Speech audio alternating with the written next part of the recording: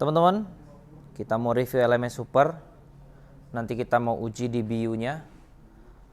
Berapa dB dapatnya? Apa tuh DBU? Nonton saja sampai selesai. Terus kita mau uji limiternya. Seberapa baik LMS Super ini. Dan teman-teman juga wajib tahu, setiap mixer seperti begini.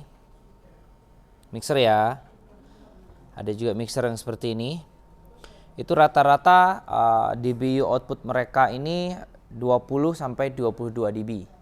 Jadi saat kita boost, saat kita kenceng, full, ini full, trim full, fader full, master full, itu outputnya akan terkompres atau pada posisi udah distorsi, dia hanya mengeluarkan kurang lebih sekitar paling tinggi 22 dB. DBU ya, DBU ya. Oke. Dan kita mau uji coba nanti seberapa akurat LMS ini mengkompres atau tidak meloloskan sinyal yang pecah itu, sinyal yang terlalu besar itu sesuai kita settingan di threshold point di LMS. Agar kenapa? Tentunya agar speaker tidak jebol. Ya. Agar speakernya tidak rusak. Itu fungsi pada DSP atau LMS yang terpenting. Oke, bukan masalah bunyinya enak, LMS ini bunyinya tidak enak, ya. Enak tidak enak tentunya hanya main ekualisasi dan dituning lebih lanjut, ya. Oke.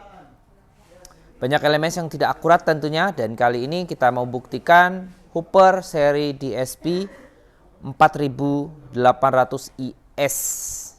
Nah, untuk harganya sudah tertera di deskripsi ya. Jadi teman-teman pengen tanya harganya, cek deskripsi, klik aja.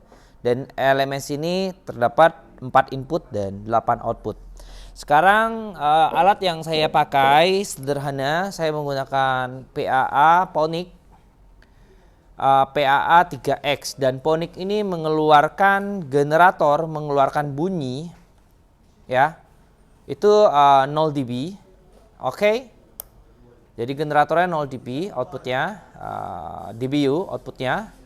Jadi harusnya masuk keluar 0 dB, masuk sini juga 0 dB. Ini bisa kelihatan ya. Ini yang di atas ini hole-nya, rekamannya, recordnya. Yang bawah ini RMS-nya ya. Ini yang jalan terus gitu ya. Oke, kita coba cek. Ini generatornya udah nyala. Ini output input saya tinggal pasang aja seperti begini. Nah, dan di sini sinyalnya menunjukkan 0 dB. 0 dBu, 0 dBu ya. Itu 0 dBu, lihat yang bergerak ini. Oke. Nah, selanjutnya kalau sudah saya lepas bagian input ini, saya masukin ke mixer. Oke, sebelum itu. Oke, sebelum ke mixer, saya pasang dulu. Nah, ini kan judulnya ya, LMS kalau yang bagus, itu syarat dan ketentuannya itu pertama, masuk 100, keluar 100. Berarti saya masukin 0 dBu, keluarnya harus 0 dBu juga. Oke, kita tes sekarang. Harusnya sama ya, sama nilainya akan begini nanti. Nggak boleh lebih, harusnya begini nilainya ya. Ya, pokoknya 0, gitu nilainya. Karena ini kayak gini aja ya. Ini 0, oke. Kita masukin ke input 1. Ini kondisi flat ya. Kita keluarkan ke output 1. Oke, sederhana. Seperti ini, paham? Nah, lihat sinyalnya. Ini masuk sekian, keluarnya sekian. Ya, masuknya sekian ya. Nah, oke, bisa kebaca ya. Nah, kita cek ya. Kita cek dia dapat berapa sih? Ini nilainya. Masih 0, tuh lihat tuh. 03, 02, 000. Hasil rekamannya 0,7. Tertingginya itu loh. Tertingginya gitu loh. 0. Ya, 0,8. Masih 0. Ya, konsistensi sih tetap di 0. Oke. Berarti LMS ini tergolong akurat ya, 99%. Nah, next, kita uji lebih ekstrim lagi masalah limiternya. Baik, sekarang. Nah, sekarang outputnya tetap saya pakai di LMS. Sekarang inputnya ini, input si generator ini saya masukin ke mixer. Output mixer ini saya masukin ke input. Nah, pada umumnya. Oke, dan ini sinyal saya belum buka. Ingat ya, biasanya headroom itu pada sebuah mixer maksimal itu udah keadaan full ngepick itu 20 sampai 22 dB. Tadi kan 0 dBu nih, 0 dBu. Oke. 0 dBu. Sekarang saya angkat. Naikkan tuh. Naik ya. Nah, saya angkat, saya bikin peak si mixer ini. Coba lihat ke sini dulu. Saya bikin peak si mixer ini master segini. Terus di channel input segini, udah mentok ya, udah nggak berkedip-kedip ya. Coba lihat meter di sini. Berarti mixer ini seperti saya sampaikan tadi, dia punya headroom atau punya total output itu 20 sampai 22 dB. Berarti ini menyentuh 20. Tuh, coba lihat 19,8 dBu ya. Berarti ini. Nah, kita balik ke LMS. Sini, ini harus fokus di sini. Nah, LMS kan begini. Oke. Rata-rata untuk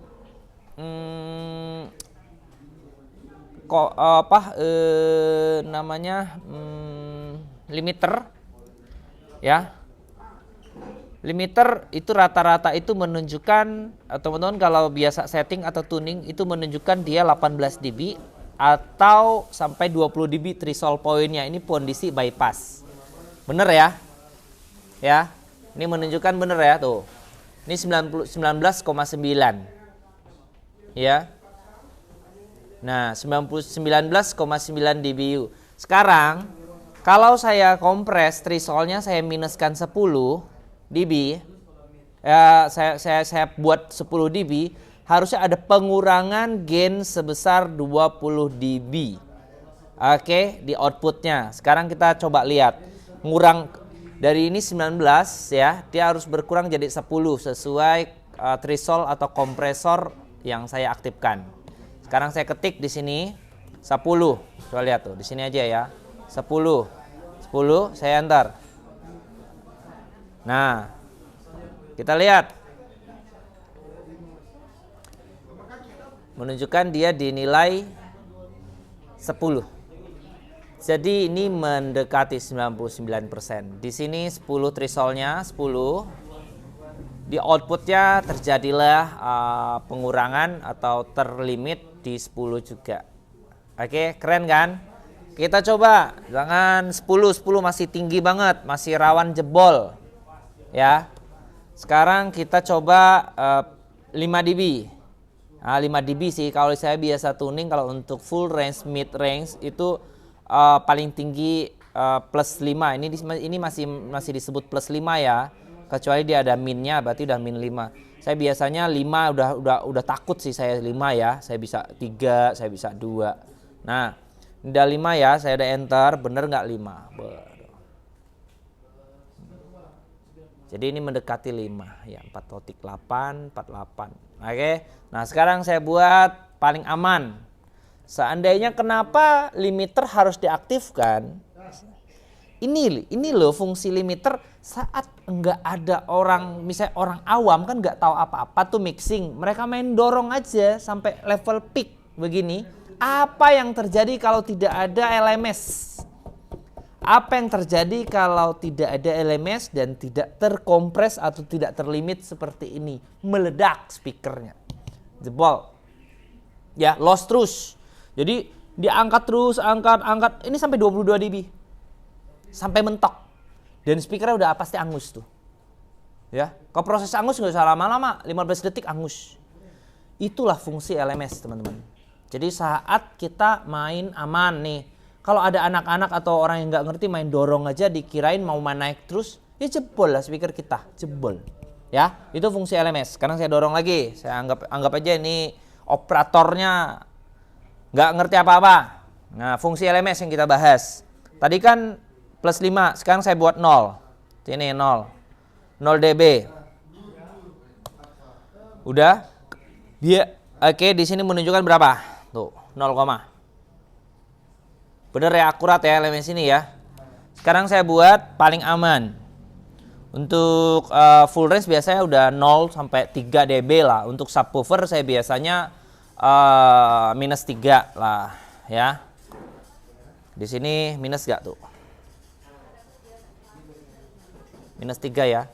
Berarti menunjukkan LMS ini mantep, akurat untuk LMS pada Hooper seri ini DSP 4800 IS.